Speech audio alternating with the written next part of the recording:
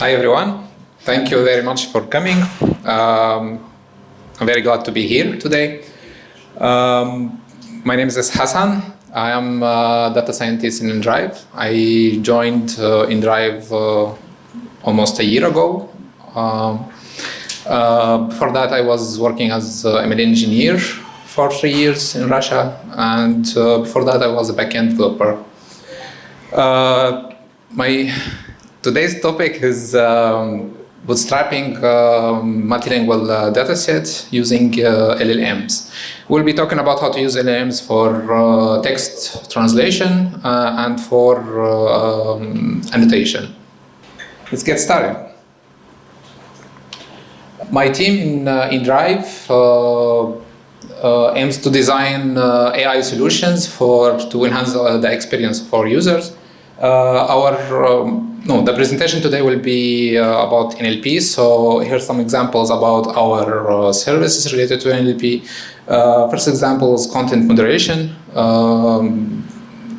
We try to make the process of prediction and banning of any violating orders, like orders descriptions or any violation in chat conversations. Another example will be reviews analysis to extract any useful information about user experience or maybe to prevent incidents from happening. The third one will be our focus today is intent classification for customer support. This will be our first step toward fully automating of the customer support process. We'll see here some examples for like input and according labels. For example, on the left, it's clearly that some user created an order and wrote personal advertisement in the description. On the right, we can see it's in Russian, which means that I cannot charge my account. It's clearly that he has some inquiry regarding balance issue or top-up issue. First, we started building our data sets usually using manual annotations, and we faced many challenges because we work in many countries, and we have multiple teams in every country, and every team can have this different performance and different results. And it was a big deal for us because this inconsistency in the performance of the annotators led to inconsistency in our model. Another challenge was that we had to, because of this performance issue, we had to do multiple cycles of review and corrections, also manual using our assessors. And this is high costly, like in time-wise and also in money. Since last autumn in 2024, we started using LLMs only for sake of corrections our data labels. And recently we started using LLMs even as supporting verdict for our classification. We hope somehow we will reach the level when we can account fully on LLMs in our annotation. During our work in the last couple of months, we achieved build high quality data sets. We will call it from now on golden dataset or GDS for 4 languages in 4 different linguistic regions. And we built also trained a high quality model on this dataset. So the task we'll discuss about today in this experiment that we would like to expand our dataset to 9 more languages worldwide, and with use of our current resources, which is the actual golden dataset and the trained model. We'd like finally in our final results to have a dataset which have the same class distribution as in the original golden dataset, and we like to do it very fast, hopefully with the help of LLMs. So basically, this is how our pipeline would look like. The initial data was about 6 million records from our customer support inquiries. First stage was downsampling these records from 6 million to 600,000. Unless money is not an issue, we can use LLMs on all of them. So next, we use LLM as translator. We will talk about details later. Next stage, we run, after translating this text into supported languages by our model. So we use the model on these translations to get our first opinion or first source of labels. We use these labels to, along with some resources from our golden dataset, like class distributions, we'll talk also about it later, to finally make sampling or final sampling, which will create smaller dataset for LLM annotation. The last, after LLM annotation, this data are reviewed by our experts, assessors.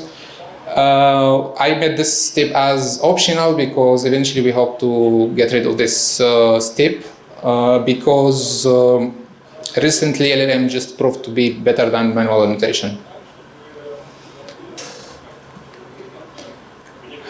Okay, what we got from our golden dataset, which help us to during this process. We need the target, sampling target for each label or each label's combination, since it's multi-label classification.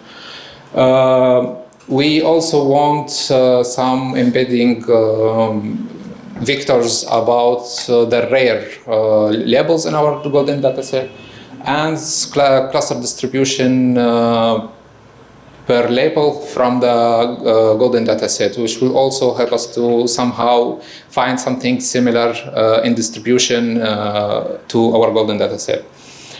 First stage of sampling includes the task was to just reduce the amount of data from 6 million to 600, but at the same time maintain the diversity of the data, so it will represent every possible or almost every possible use case we have in our customer support. For this, we use the further point sampling, or FPS. It's iterative algorithm. Basically, it just it starts with one point. Then in every steps, it takes the farthest point available to this set. And step after step, we reach the level where we have 600,000 records, diverse as much as possible. This fancy algorithm is actually works very slow, so much faster and maybe it's simpler would be to just go with clustering. For example, use k-means, set k to 600,000 clusters. For every cluster, just take 1 point, maybe the closer to the centroid. But of course, regarding quality, FPS is better. So first part in using LLMs. We use LLMs for translation. And first question, why? Why not use the just translation APIs? First thing, because our domain here is very specific, and because of this, we need to introduce the model which handles the translation, what topic of this data is, and also what to be expected in the output. Also, LLMs showed that they are better in recognizing source languages than the APIs, and they are 8 times cheaper than using APIs, even when using long prompt like this. For example, this is an example of the prompt we used for translation. Let's start as usual with defining the role for the LLM, then providing context about the task, some instruction regarding special use cases or how are we expecting to get the output. Input format, here we chose very simple format for input, just text separated by special separators. And finally, we provided examples about translation in each country or region. We generated these examples using Gemini 2.5 Pro. And for each language or possible source language, we provided one example at least. How did we tasted the translation? Of course, we didn't go by the data, by the translation with expert one by one and checked translation of the text. But we tested on downstream task, which is chat moderations. We have a trained model on a set of languages we have. We used LLM to translate different data set. Let's suppose the supported language is Russian. We picked another data set, let's say Indian, and we translated to a supported language, which is Russian. So we evaluated the model on both data sets, and we found out that the model metrics are very near to each other, almost identical. A question here to save more money on translation, can we use several tasks in one prompt? The answer will be yes, but with some cautions. For example, first, if the texts are too long, maybe just try small batches or just single text. For example, we tried using a batch of 10 texts, every 200 tokens. This was the maximum of batch size we used, and it showed the good performance. The input keep the input format very simple, because we noticed that LLM doesn't actually perform well when the input is very complicated like JSON. We saw that the performance was terrible when using JSON, so that's why I was, as showed in the prompt before, it was very simple using separators. Usually it's XML tags as separators between every text or every parameter in the same records. And if possible, use one source language in every prompt, like in every patch of text, if possible. This is also advice. Another tips for using LLMs for translation. Always ask LLM to detect the source language, because even though it's obvious and LLM could handle the translation, better to first make the LLM write the source language, then start translation. It will improve the performance. Another thing would be to include examples, as we discussed, for every possible or at least the most popular language in some data set. It's make it clear in the prompt for the LLM to return the original text in case it's unclear or untranslatable, because sometimes the LLM would just write it's unclear text, or I cannot translate this text, which we don't need this such text in our final data set. Okay, the next stage was using LLM for annotation. I will just review some key points from last meetup by my colleague, which are relevant to our topic today. First one was prompt engineering is very critical, or the most critical actually step for achieving high quality results. Second thing would it's very recommended to use examples which are specific to the domain you are using LLM for. And it's even will be better if you use the example that's similar semantically to the input data for annotation. Last thing from last meetup was when you ask LLM to label a text, it's better to ask him first to write a reasoning text how how it reached the final label, because we also noticed that using reasoning, especially before the actual label, will lead to mostly to correct labels.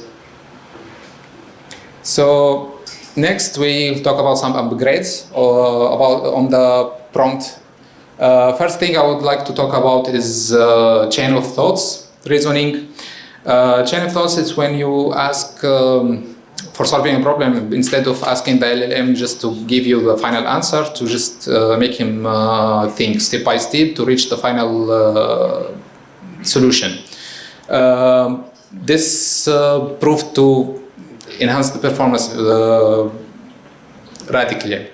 The second thing is step-back prompting. Step-back prompting is when you solve some problem with the LLM by 2 steps, using 2 prompts. In the first prompt, you will ask a general question about the problem you are solving, and then you will use this reasoning in the second prompt as additional context. So we use some mutation of these 2 techniques. We run first our data in chain of thoughts prompt. We ask the LLM to make a reasoning or analyze what the customer wants in this message. And then we use this reasoning in the second, the actual annotation prompt. Sorry.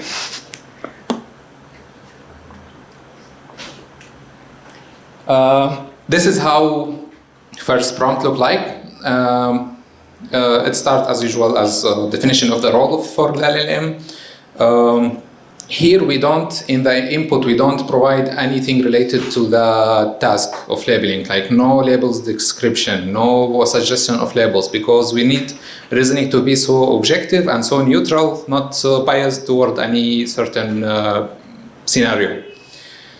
And we clearly ask him to think step by step and give reasoning not more than 5 sentences. The annotation prompt is much more complicated. It starts as usual with the role definition. For categories description, we spend so much time writing our description for the categories we use for customer support, because first it was written by experts, then it was reviewed and corrected in many iterations, and even we used LLM to revise the description of classes, because we needed it to be as readable as possible and as clear as possible. Next, there's a part when we define the input format, guidelines about some special cases or some to instruct how LLM should behave when it doesn't know the answer to the question. And format also of expected output. So the input we used first was similar examples. We picked up to 10 semantically similar examples to the input from either a dataset with ground truth, like trusted dataset, or if possible. If not possible, can pick it from the same dataset and use the ML labels as suggestions. Then for the input we used actually the current message from the user and the supporting context from previous N messages. The chain of thoughts reasoning output from the previous prompt. And finally, the ML annotation, the predicted label from ML model of the translated data. We also put it here as a suggestion, but we instruct the model not to commit to these suggestions also. So, next, I would like to talk about structured output. It's very important to us especially for labeling, because we expect the output to follow some particular format like JSON or list. We also expect the model not to, for example, the first approach was just telling in the prompt, telling the LLM to produce the text in this format by also showing examples how it's expected, how the output is expected to be, and just hope that output will follow this format. And usually it follows a lot, after this process, follows a lot of post-processing steps, like parsing, and then check if these labels are actually in the predefined sets you wrote in the prompt. Because sometimes also the model can just invent some new label, and because it suits the text better than the actual labels we have. In the other, recently there was produced some solutions. It's now supported in Gemini and I think in OpenAI, which is grammar-based decoding, in which we force the LLM to, during the generating process, to follow this format we need, using grammar rules. And in this, not only we can define the schema or the format, for example, JSON, we also can define the recommended or the required set of labels we need using enums, for example. So first we can guarantee the structure of the output will be good. And second, we guarantee that all labels produced by LLMs are actually belong to our label set. Another thing regarding technical part of using LLMs, using LLM generation APIs one by one will take, I don't know, days, maybe weeks. So it depends on your priority. If your priority is fast processing, then just use the asynchronous calls of generation. Now it's supported by Gemini on both Vertex AI and also by generative AI. And I think also supported by OpenAI. We control the concurrency of API calls using semaphore to not send all the requests all in one time. We were able to process 25,000 records annotated in 40 minutes using Gemini 2.0 Flash. If your priority is not speed but budget, you can use batch inference. Usually you get 50% discount when you use batch inference. We tried it in Gemini via Vertex AI and also using Anthropic with Amazon Bedrock.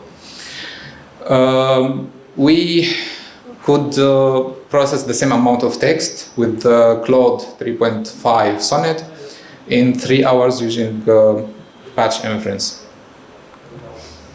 This is the final results of our built dataset. Here there's the top 30 labels. Every label has 3 bars. The blue one is the maximum target for per class. Like it's taken from the golden dataset, like mean distribution for every class. So the blue one is the target. The green one is the actual average class distribution, like how many samples for every label in the final data set. It's average across all languages. And the red one is the minimum target for the final data set. As you can see, the green bars all actually very close to the sampling target, and if not, it's between the target and the minimum. Only for a couple of classes, it's below minimum. Another way to evaluate this dataset is the actual quality of this dataset. So we trained the model separately on the new dataset. I compare it with the trained model on the golden dataset. We use two kinds of metrics. First one is Jacquard similarity, is actually comparing the predicted set of labels and the actual set of labels using intersection over union, like how many shared labels between the two and divided by the union cardinality. And the second one is F1 score for every labels. Here it's only top 10 labels. As we can see, the two metrics is very close to each other, and mean square error for F1 score is even very low. Let's talk about money. How much does that cost? For translation phase, we spent for every 1,000 records around 18 cents. For chain of thoughts, we spent around 5 cents for every 1,000, and for annotation around 25 cents. So all in all, cost like 50 cents per 1,000 records. Way much cheaper than manual annotation. So just to wrap up, the key points from what we talked today. LLM proved to be very reliable and very high performance, and even close to human performance, and we hope we will shift it even to be better than human performance. The initial sampling process is very crucial, of course, if it's necessary for you. We also saw how LLMs can outperform translation APIs. Our first annotation process took relatively long time, around like 5 months. The second wave of annotation for this new dataset took around 3 weeks. So the first wave helped a lot to reach the second phase to make it faster. Also, we saw how combining chain of thoughts with step-back prompting would improve the performance, and by making the prompt more informative and more, the solution will be more clear to the LLM. My favorite part was structured output, and we saw how we can enforce the output's schema we want from the LLM. The final advice will be, if you're still using sequential API calls for LLM, just don't. If your priority is speed, just use asynchronous calls. If budget is priority, just use batch inference. As we can see, in our pipeline is not perfect, and we don't expect it to be here for now. We still need human intervention, human in the loop, to make this data set as high quality as possible. So eventually our vision will be to fully rely on LLMs, maybe different versions, and use everyone as separate verdict. This is the list of most important references I use here. I highly recommend the first one by Google, was released in February 2025. It included most of what we talked about today, also some very useful tips for using LLMs. Thank you, everyone. Please feel free for any questions, and please reach me in LinkedIn for any further discussion. Thank you.